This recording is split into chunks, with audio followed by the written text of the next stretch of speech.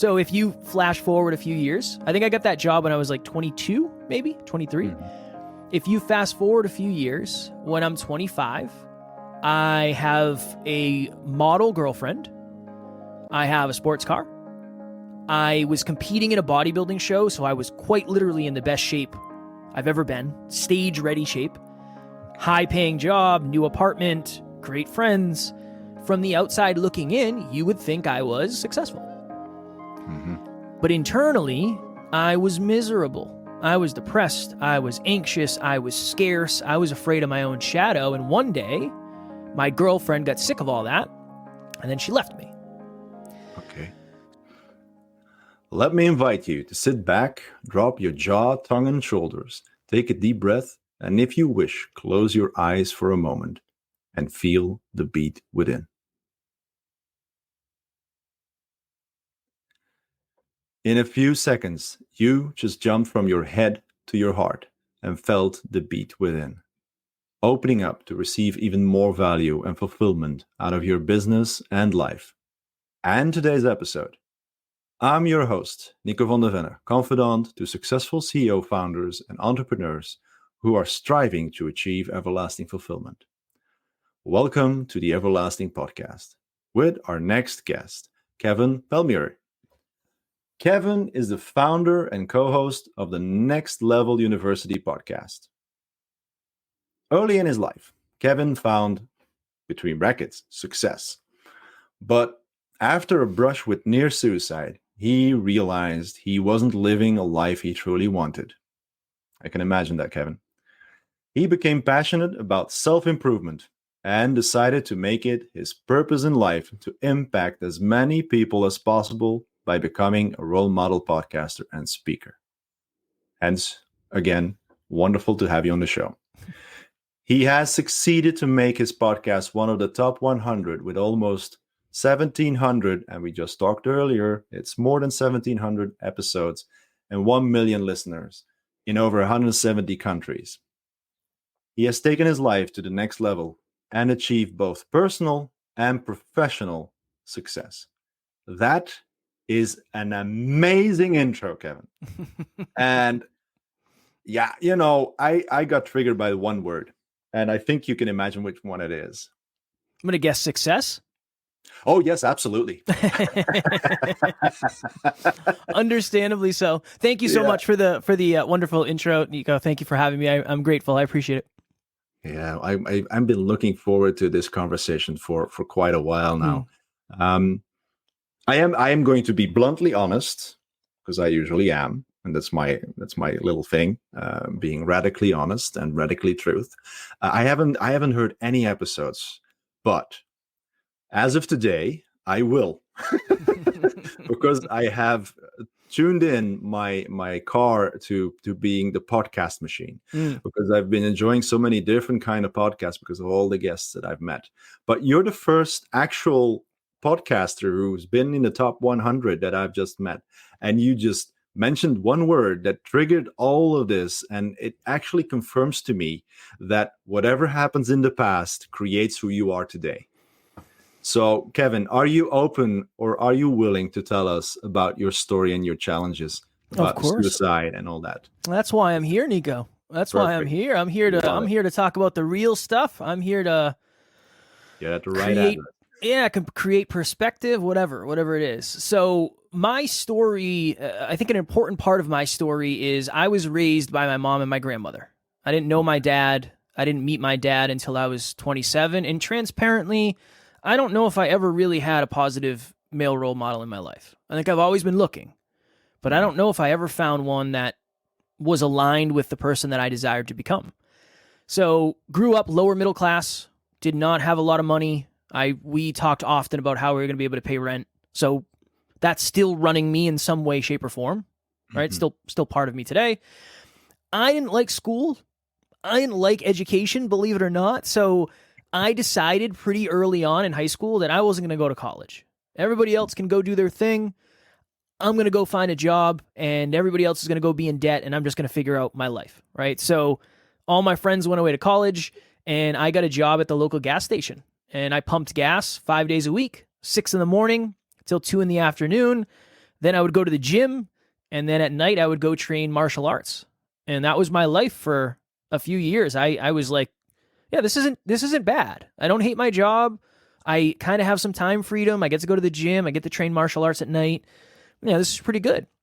But from there, I wanted to move up, and I wanted to trade careers and figure out what am I going to do with my life. So I was a personal trainer. I was a truck driver and a forklift operator.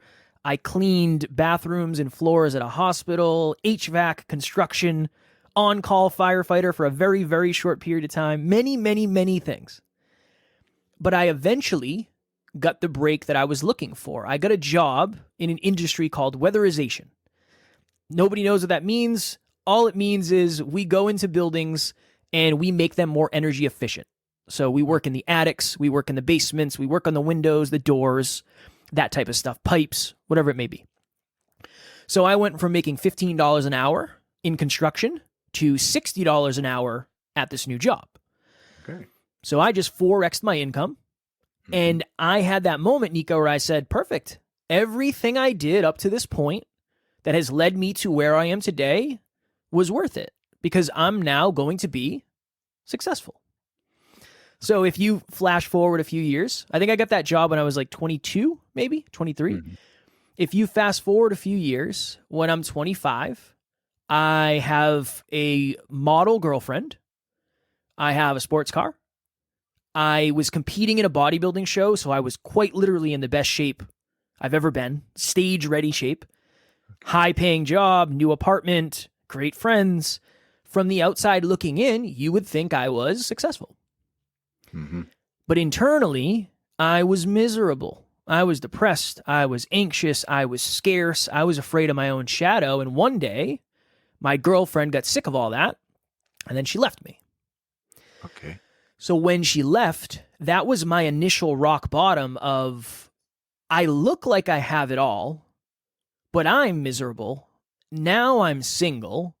I don't feel like anybody's ever going to love this version of Kev. I don't feel like I'm even lovable. As much as I wish I could say that was the time where I said, well, it's really time to work on me. If I work on me, everything will change. No. I thought, Nico, this is what I thought. I am just not successful enough. So if I go make more money, most of these problems will probably just fade out.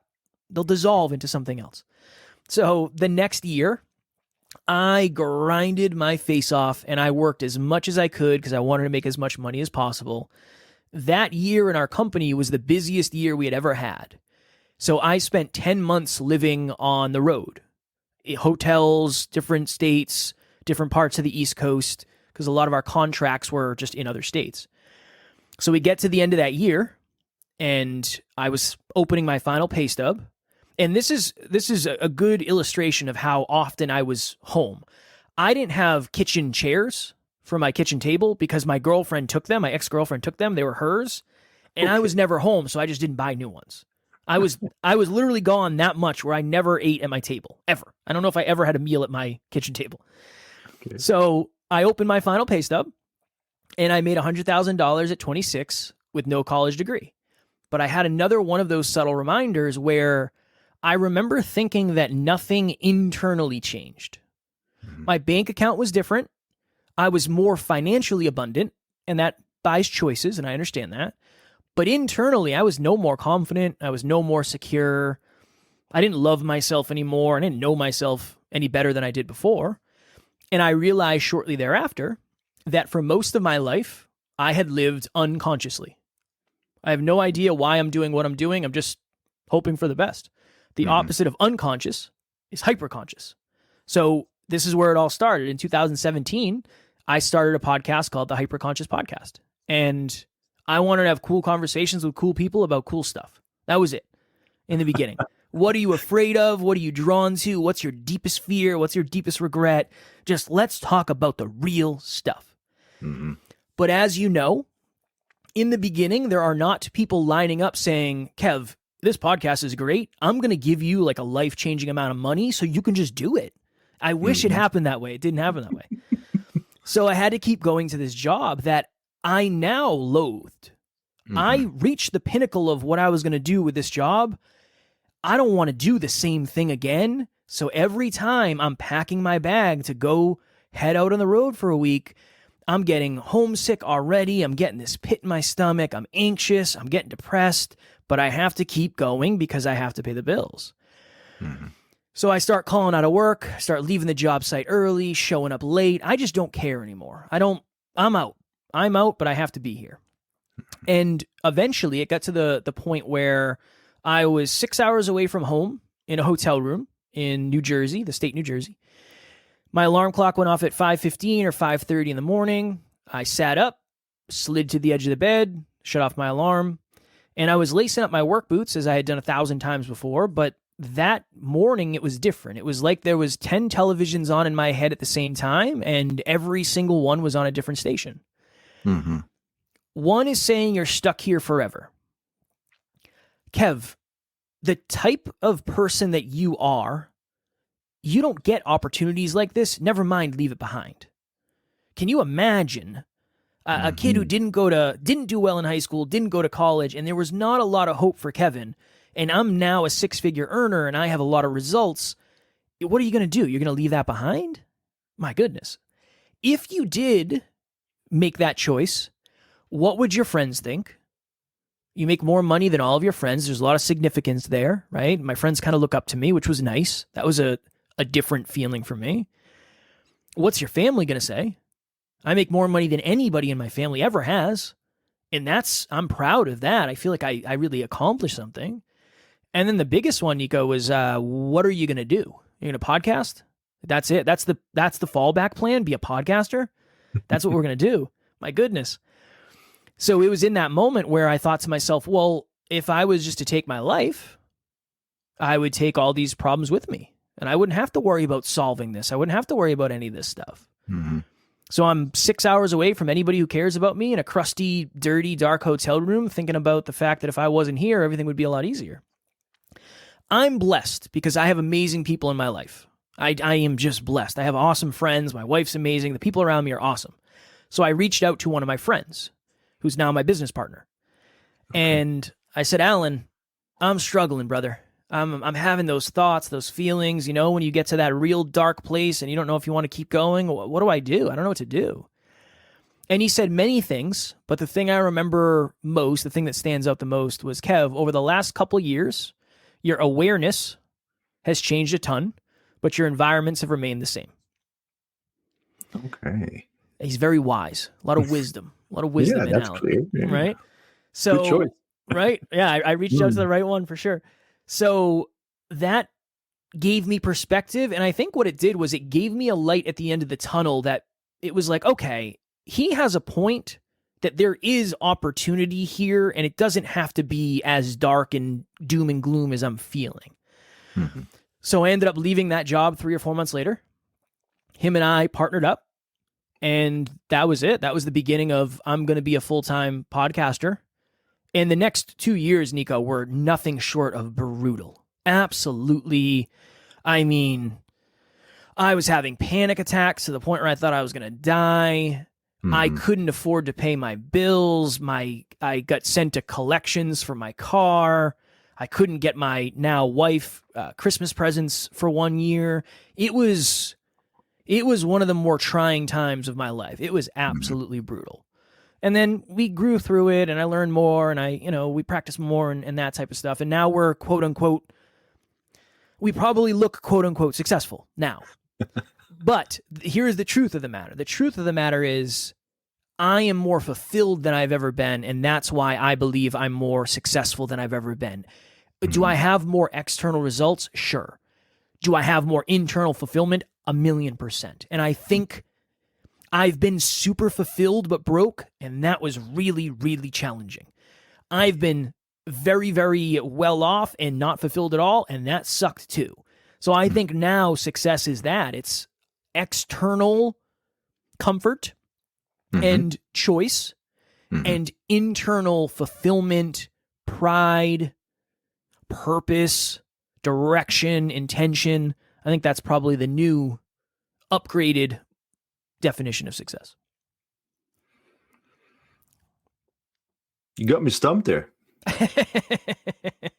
It's It's an amazing story, honestly. Thank you. I'm not sure if I'm the right person to say this, but I am a human being and we are interconnected through the weave, as they say. And I can only say I am proud of you. I appreciate that. You are the right person. 100%. You are the right person. Thank you as well. It is something. Can I backtrack a little bit on what you said? Can you still bring up the idea or what question went through your head? You know, the time when your girlfriend left and the period right after that, you know, challenging times as well. And then you ended up in that one room before you called your now business partner. Can you remember in any way what kind of specific question, one or two, always came up in your mind during that period? We used to have a running joke at my company, and we would laugh about it, but I think there was an undertone of it. I used to say I would kill myself if I ever lost this job. It was a running joke because we knew how blessed. There were jobs that I was on where I was making $120 an hour. If I worked an 8-hour day, I was making $1,000 a day. Like, that for me was unfathomable. So the biggest question for me was, how am I ever going to live the same life I'm living if I don't continue doing what I'm doing? It was that. It was, am I willing to take a massive step backwards? Can my psyche even handle that? Going back to and again, I'm not making this wrong for anybody, but going back to like an entry-level job, am I going to be able to do that? Is my ego, is my significance, am I actually going to be able to do that?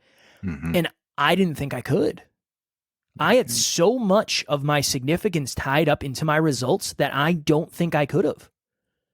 I don't know if I was capable. So that was a big one. And honestly, the other big question was, who's ever going to love me? Who's ever going to love this kid who doesn't want to leave the house, who is afraid of his own shadow, who is definitely socially awkward or socially anxious, who deals with depression, who deals with anxiety? Who is ever going to love this version of Kevin who is so broken? Who could ever possibly fall in love with this person and stay with this person?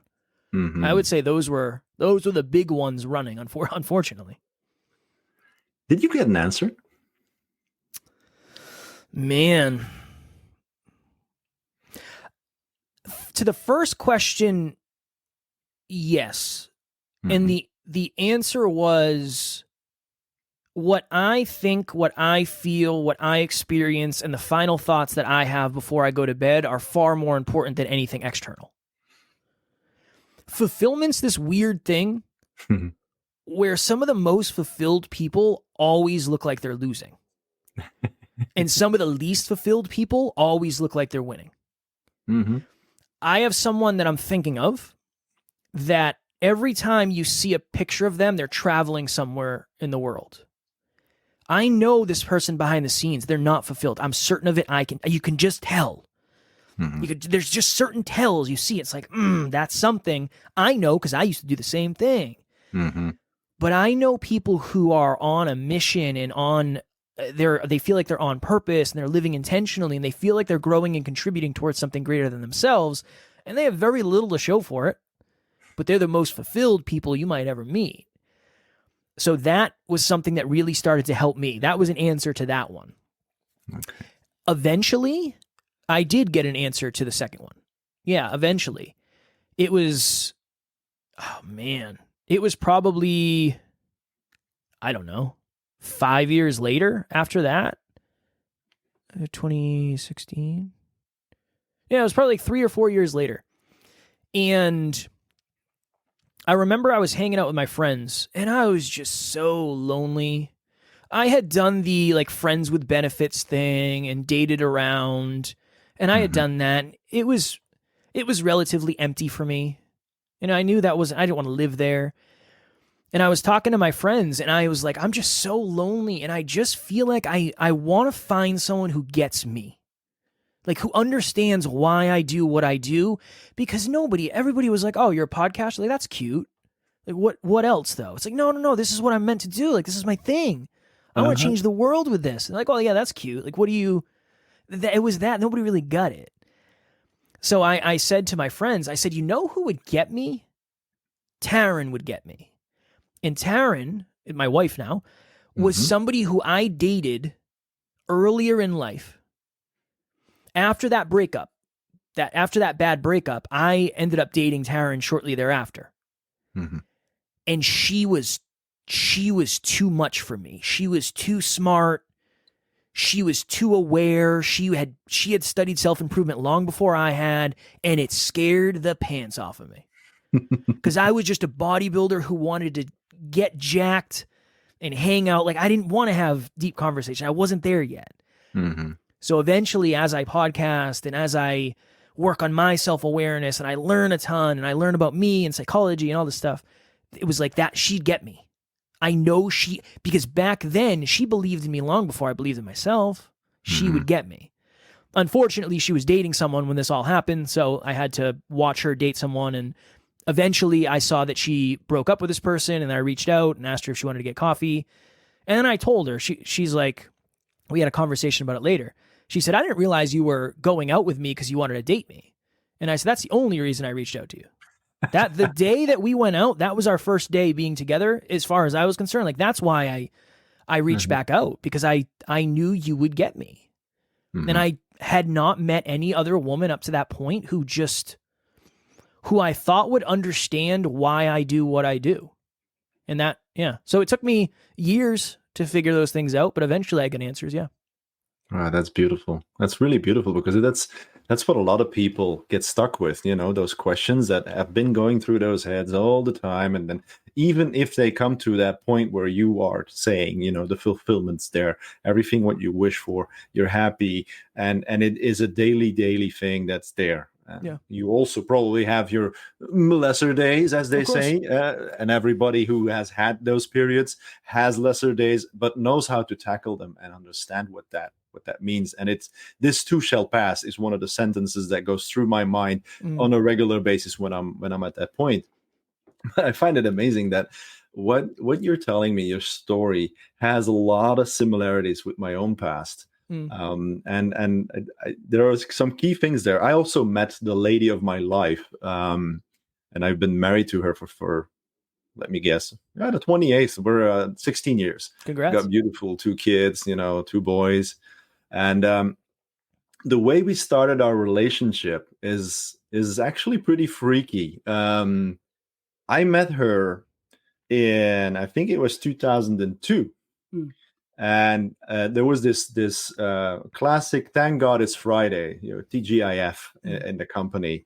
I worked at a law firm. I was an IT guy within the law firm, and we just, on Friday evening between 6 and 8, everybody had a drink. So we went upstairs, and it was called the 7th. Of course, it was on the 7th floor. Very logical, They are lawyers, so they don't think further than that. But with all due respect, but so I was up there with my colleagues, and she was a secretary of one of the lawyers there, and she was we were joking around and stuff, and one of the guys knew her, and so she came close to us, and she was like, "Well, yeah, blah blah blah," and at some point she's like, "Oh, I feel tired," and she was standing right next to me and just dropped her head on my shoulder, and she's like, "You are the right height. You're the perfect guy, aren't you?" I was like, what what's happening here? So I had a relationship at the time, and she just broke up a little while earlier, and after that evening we just had fun with each other. Nothing happened out of the relationship that I had, but we were good friends, and I could talk to her about loads of stuff, and like you were saying, deep conversations, it was possible with her. And I think a month or 3-4 later, I told my now ex-girlfriend that I had met somebody that I am really keen on, and I am not sure if I want to continue the relationship with her. And at that point, she was still, really into our relationship. So you really wanted to, continue. So we talked it out a little bit. What the reason was why I wasn't feeling like, and she was, blah, blah, blah. So at that point, I did something really horrible, and I hope she's still able to forgive me even after all these years. I guess so. She married me anyway, so but I dropped her like a rock. I didn't even talk to her anymore. We used to send emails back and forth the whole day long. So completely stopped. Mm. For about 3 years, I continued in my other relationship. And the more I continued in that relationship, the more of a rag I became. So I was completely empty. I gamed, I went to the office, I did my job, I traveled around Europe, I went to all these major cities, blah, blah, blah, did a lot of traveling and had a lot of fun in a certain way, but still felt empty all the time. So at that point, she met somebody else while I was, off traveling. And then I came home, and at some point, it kind of came out that she, was in love with the guy. And our relationship ended a week later or something like that. And I was lost. Kind of similar to what you're saying. I was lost. I didn't know, but I knew there was one person. If I would just walk into her office, I just, you have that feeling, like you said, they just get you. And I think I spent a month alone, just trying to get, the bachelor feeling. But it wasn't my thing. So I've always had somebody in my life. So, and my previous relationship was 9 years. So it's kind of, you're used to have somebody around. Yeah. And then at some point, I got it in my mind. I said, okay, you know what? Fuck it. I'm just going to ask her. I went into her office, and we have a saying, as we find somebody and we're in a relationship, we say we are off the street, off the road.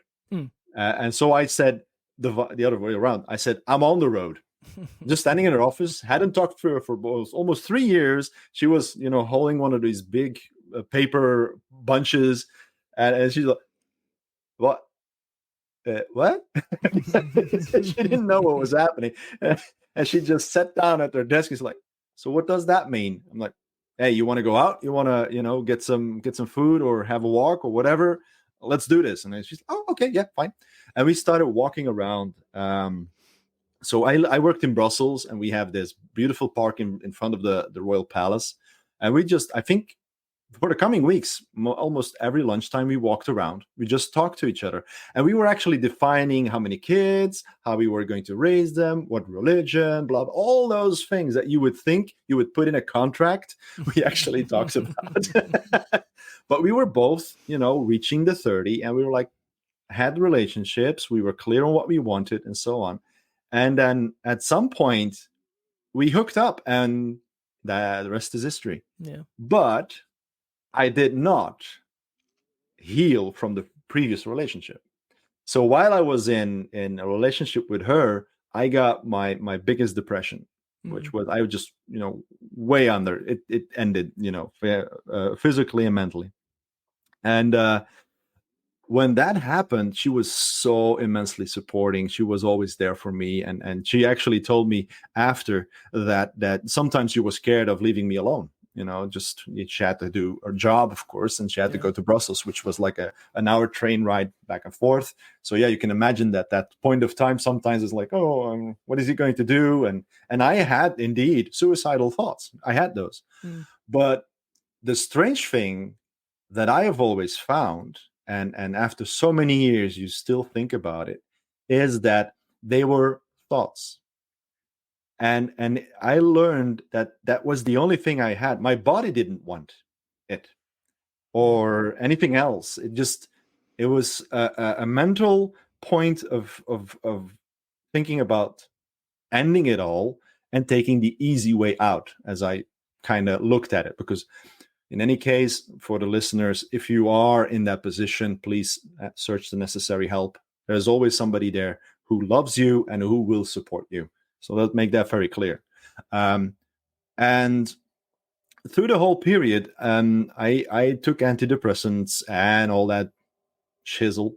But what I also learned is to meditate, mindfulness, but especially what I started to understand is that depression is a form of removing the mask, the old mask, the old person that you used to be. You're removing that person, and you have to go through a trial of pain and discovery to find out who you are in essence. Basically, you're returning to the real I, as I say. You know.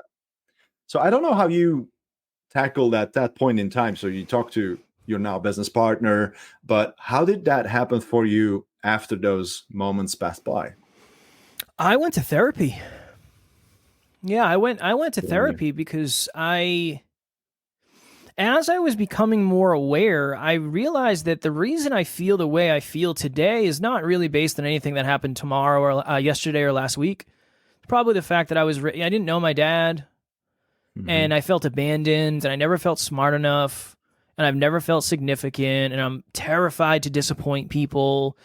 I wonder if that stuff is plaguing me still to this day. And it was that I went for more awareness.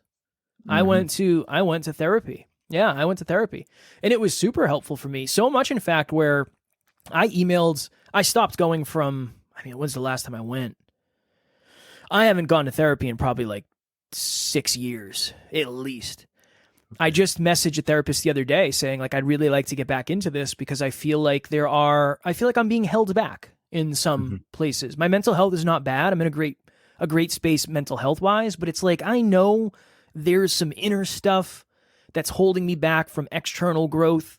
And I know that if I hold myself back from external growth, I am also holding myself back from more internal growth, and it becomes this thing. So yeah, I seeked out therapy.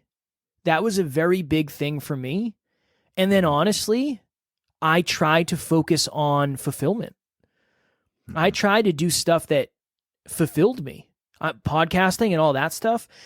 When I left my job, Nico, my depression pretty much went away. Okay. So it was I traded in all of my freedom. I traded in all of my certainty so I could make money. I'm a very certainty driven, and my number one core value is being able to do what I want when I want. I traded all of that in for money. Of course I'm miserable.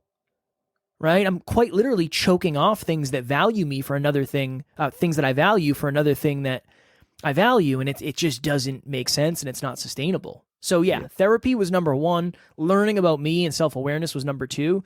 But when I ended up leaving my job, my mental health in terms of depression got better. My anxiety got way worse, but the depression got better. Okay. That's one of the two. That's a good score. Yeah, I thought they were both going to go away, but one actually got worse. Yeah. So when you talk about fear or anxieties and all that shizzle, in essence, did it hold you back to continue creating a more fulfilling life? No, because, and this is a very dangerous thing, my business partner is a very type A genius. He's a genius. In many ways, it's hard to explain, but he's the type of guy who works 7 days a week. He could work 24 hours a day if you'd let him. He is just that. He was not put on this planet to do anything other than impact the world. That's why he's here. He doesn't go to barbecues. He doesn't watch sports. He doesn't care. He doesn't have many friends because that's not what he's here to do. He's here to maximize his potential and change the world. I tried to keep up with him, which was really good for my growth, but it was really bad for my mental health. One of the reasons I think my anxiety got so bad is because people say get outside of your comfort zone, but nobody ever tells you how far to get outside of your comfort zone. I was way, way, way too far. We went, we were going to a personal development event in Arizona, and we flew down to Florida to see one of our mentors, and then we were going to fly to Arizona with that mentor. And when we got down to Florida, we went to the gym. That's like a staple. When we go on the road, we go to the gym. So airport, straight to the gym. And we were having this really good workout, and I started to feel like my throat was getting tight. And I was like, maybe it's the pollen down here. Maybe I used to have asthma, so maybe that's bothering me. And we went back to the hotel, and I had a panic attack. And that was the first time I ever had a panic attack. I didn't know what it was. I didn't really know what anxiety even was at that point. And I remember calling my mom and saying, I think I'm having an asthma attack and I don't know what to do. And she said, you have to go to the hospital. I said, I don't have insurance. I can't go to the hospital. I don't have any money and I don't have insurance. I can't.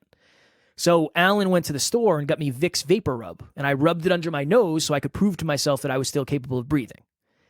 Mm-hmm. When he went out to the store, I had another panic attack. And I was laying on the bathroom floor in this hotel, and you want to talk about triggering. Last time I had this stuff, I was in a hotel too, right? That's a theme. Yes. And I'm just crawling around the bathroom floor, and I had a moment where I was like, I think I'm dying. Is this what's happening? Am I dying right now? Luckily, I didn't. Obviously, I'm here. Mm-hmm. Shout out. Unless Alan, I'm talking to a ghost. Right? Yeah. Yeah. Spoiler alert, I didn't die. I'm still here. Alan got back from the store, and then I took whatever, I don't know what it was, Benadryl or something, and then I went to sleep, and then the next day we woke up, and then we drove. I mean, this is how much I was pushing it. Then we drove 5 hours down to South Florida to interview one of our friends, and I literally couldn't eat that day because I was afraid to swallow. I didn't eat. I just was suffering the whole day. Then we flew out to Arizona, and it was the same thing the whole time. I felt like I had something stuck in my throat for like 2 weeks. Come home, and I literally spent the next couple weeks in bed because I thought I was sick. Then I went to the doctor. I went to a CVS Minute Clinic because I didn't have insurance, and I was like, I think it's like $100 versus going to the doctor. I don't know how much that's going to cost. Mm-hmm. And the nurse said, have you ever thought of you maybe having anxiety? And I was like, what is that? What's that about? What do you mean? And she's like, well, it sounds like you've probably been having panic attacks, not asthma situations. And I was like, oh my goodness, this makes so much sense. Oh my goodness. So yeah, I went so far outside of my comfort zone that my body was like, dude, you can't do this. Mm-hmm. You can't keep being so terrified of existing and then just going and doing it anyway, because there is a point of diminishing returns. Mm-hmm. But the amount that I grew from that, now in retrospect, it's like, my goodness, I grew so much. You couldn't get me on a plane before. Then I just went to Scotland. I'm flying to Toronto next week for an event. So that was huge. I met so many amazing people. I faced so many of my fears. So in a way, and I'll be very honest about this, I was thinking of this recently, where I thought to myself, if I didn't go on this journey the way I went on this journey, I probably wouldn't have anxiety at all. I'd probably would be completely unfazed at all by that. Imagine what that would be like. Yeah. Mm-hmm. And then it was like, whatever. I'd rather do this anyway. It is what it is. Like, if that's what had to happen for me to get to where I am, no harm, no foul. I wouldn't go back and change anything. Now I can tell people not to do what I did, but I wouldn't do anything different because I think that's what had to happen for me to get to where I am today. And I have a tattoo on my arm that says never quit. Like, this is a very dangerous thing. This is why identity is so dangerous. My belief is that I can take more of a beating than anybody else. But I also probably attract more beatings than anybody else in terms of life beating me up and me suffering. So there's a piece of me that's like, heck yeah, Kev, like, strong work for getting through all that. But there's also that piece of me that says, well, we definitely could have done it differently than we did. But if we did, would we be the person we are today? That's a philosophical question. To my mind, it is a part of who we are, and like you said, I would not change anything in my past. I'm a humongous Back to the Future fan. Okay. Star Wars as well, as you see, but one of the things that I always remember from that movie is Christopher Lloyd, Doc Brown, saying, if you put your mind to it, you can accomplish anything. And a couple of years back, we have a kind of a Comic-Con thing going on here close by in Ghent. It's called Facts, and he was there. It was right before the pandemic, I think, just right before that. And I was already from the moment I saw that movie, I have always wanted to thank him for that one sentence. And I got the opportunity right there.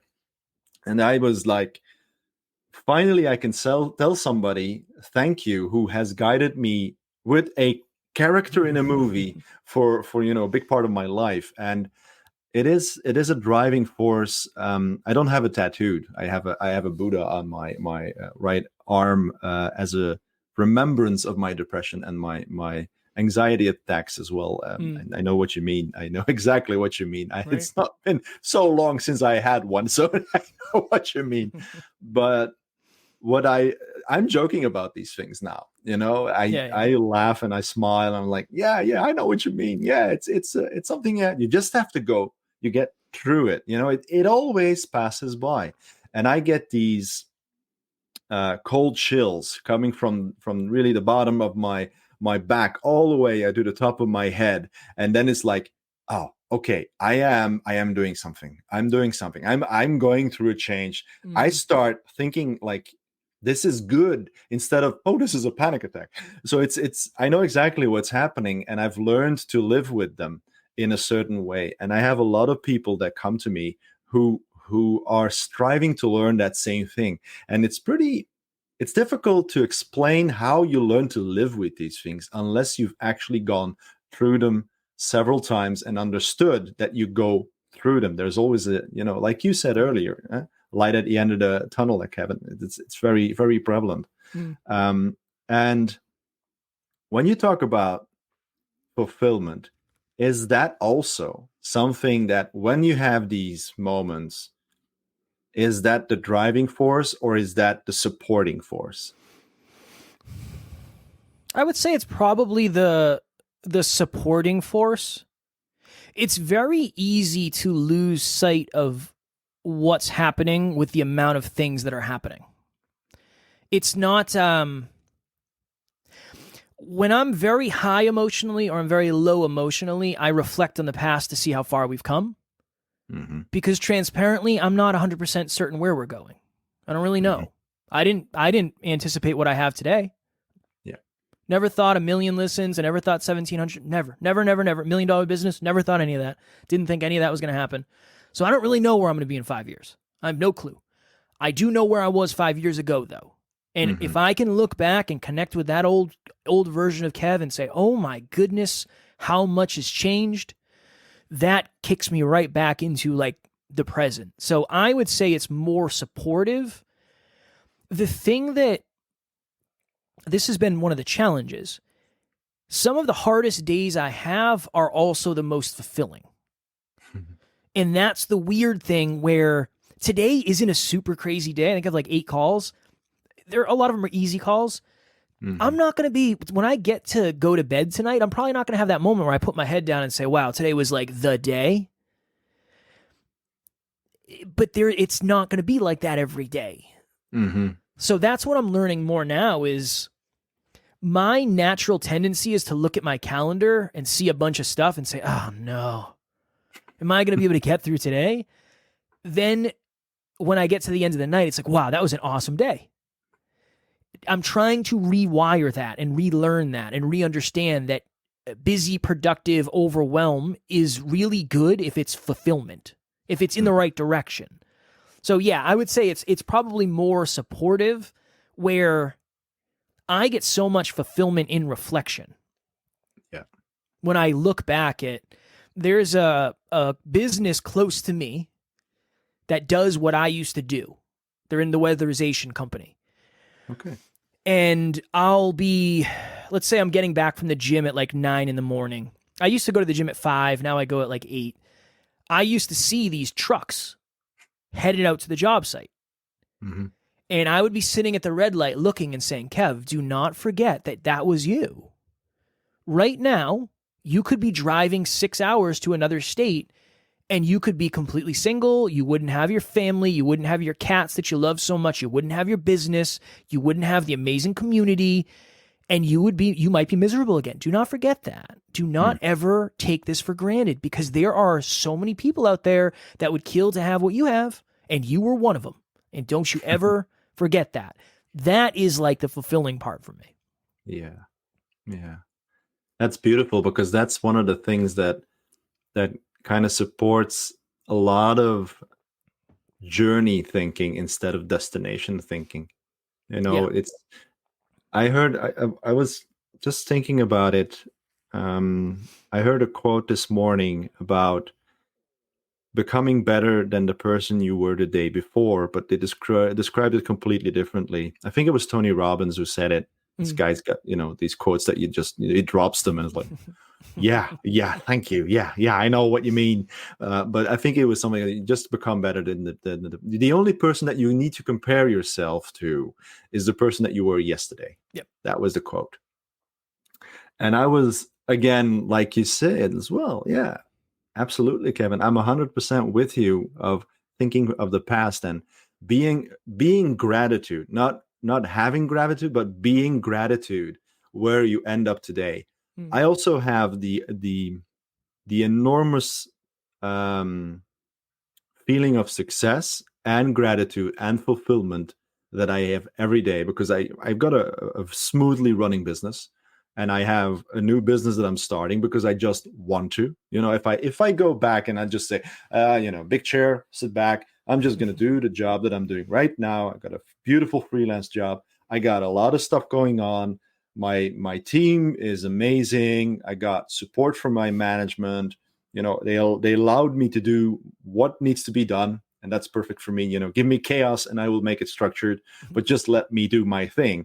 And I don't do it by being an Excel sheet manager. Not at all. I do it by being a people manager. I talk to people and so on.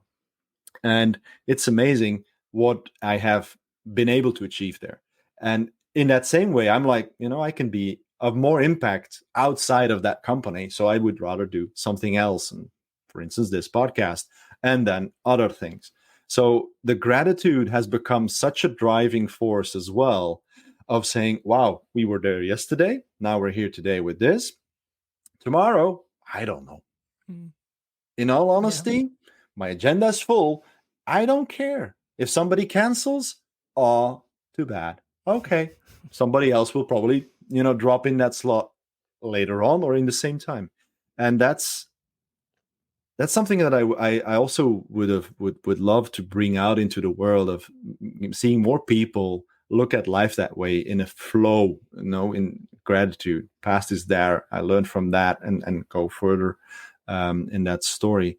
So yeah, I understand what you mean. And it's really beautiful to see how you come from a story of simulated success for yourself to a story of reality success, but it is not about that anymore. It is about the fulfillment and the drive that goes underneath and the impact that you make.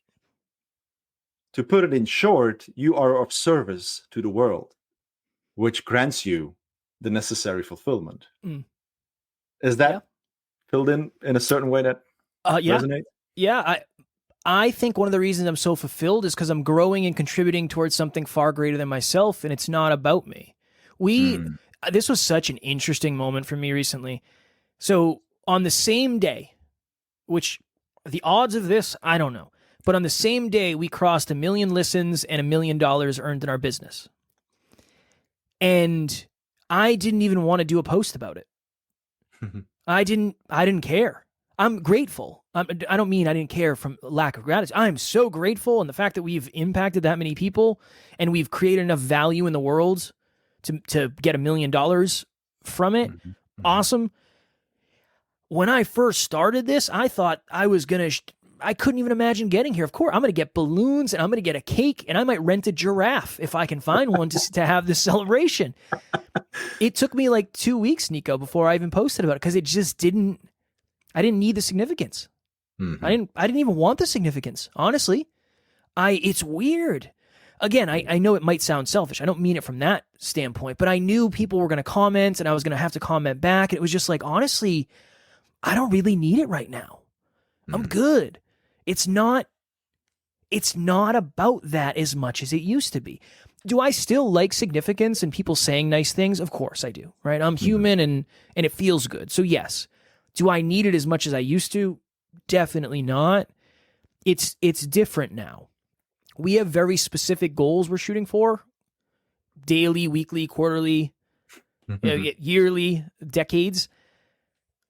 but those goals are all facilitating my growth, and then all the growth is a byproduct of that, and then the goals become a byproduct of the growth, and it becomes this beautiful thing. If I could sum it all up in one sentence, I was thinking of this before you and I chatted. It's very hard in a podcast episode to collapse X amount of years of growth into one conversation, because all people really hear are the results. And you're doing a wonderful job of us talking about the growth behind it, which I'm eternally grateful for. But there's so much stuff that I don't even remember anymore. That probably a lesson I learned that changed the way I look at everything. And then that lesson evolved to something, and then it shed the skin of the previous thing, and now that thing is gone and I don't remember it. That's your journey too, whether you're watching or listening. Some of the best things you ever do, some of the best awarenesses, some of the best breakthroughs, some of the best understandings you're going to have about yourself, nobody else will ever hear about. But it doesn't mean they're not incredible, and it doesn't mean that might not be facilitating the greatest change or greatest evolution you ever experience. I'm blessed because people ask me about mine. And what was it like when you went through this? You have your own unique version of that maybe nobody will ever ask you about, but I'm telling you, that's the important stuff. That, more than the next house, more than the next car, whatever it is, it's the internal stuff that matters the most. That's where this all started for me, and that is the hill I will die on, for sure. Thank you for that. Wow. Of course. It's beautiful to hear you say these things, because I think there's a lot of people out there who are struggling and trying to wade through all what's happening. We both grew up in the social media era, and all those likies and heartsies and all that. Yeah, whatever. I told you earlier in the green room, so I cut off my whole Facebook, my previous network. And at that time, my ego was striving for that one more like and so on. And indeed, these days, I hope I have an impact on one person. That's where my mind is now. And what you just said, I'm absolutely sure somebody must have heard something there that changes their lives, and that's the whole idea of this episode and this podcast. Kevin, you are an amazing human being. Thank you. And I want to thank you from the depths of my heart for taking the time to join us today and bringing your story. What else would you like people to do today, either for you or for themselves, that might change the future? I don't want you to do anything for me. I want you to do something for you, because when I leave here today, you may never hear from me again, but you will be with you forever. Reach out to someone you haven't talked to in a while and check in on them. Simple. You never know. You never know. One of the best things I ever did was I started telling my friends I love them. And that was that I remember saying, like, hey man, I love you. I love you. Like, bring it in. Let's hug it out. I was the first person in my friend group to do that. And it was like, I want my friends to be closer. I want to be closer to you. And I think that's one way for me to do it. It's vulnerable, for sure, especially in a room full of bodybuilders, to say, I love you, brother. But tell someone you love them and really mean it. Mean it. Whatever that means to you, lean into it. That. Will it take courage? Sure. But I do think the things that take the courage are also the things that facilitate the growth. So that would be my challenge for everyone, including myself. That's a beautiful message. I appreciate it. Nico, I love you. I love you too, Kevin. Really. This has been a wonderful conversation. I appreciate it. So many alignments, I feel the energy in the room right now, even if it's virtual. So yeah, I think we're going to keep in touch. I hope so. I'd love to come back in the future. Anytime, I'm happy to talk. Obviously, I like talking deep. Yes, indeed. Cool. Thank you very much for your time, Kevin. Of course. Thank you very much, listeners, for joining us in this amazingly beautiful podcast episode. I hope you take to heart what Kevin just said and take that challenge as something that you want to do today, because the only time to start is now. So yeah, thank you very much for listening to the Everlasting Podcast. Talk to you soon, everybody. Bye-bye. Thank you for listening to the Everlasting Podcast. Let me leave you with a few questions to answer in the comments. How do you see the different topics we discussed during this interview? What are your thoughts? What stood out for you? Let us know in the comments or just send us your feedback. We launch new episodes weekly. Don't miss any by ensuring you are subscribed to the show. Click the follow button now. We depend on the organic growth of the podcast to inspire more and more people. So by giving us a 5-star review and sharing this episode with at least one of your friends who might be interested in the subject, you will significantly help more people become inspired. But more than anything, I am grateful to you for taking the time to listen to the show. If you are also a successful CEO, founder, or entrepreneur who has inspiring words to say, feel free to contact us for an interview at contact@nicovandevenne.com. Thank you for listening. We will see you again soon with more inspirational conversations on achieving everlasting fulfillment.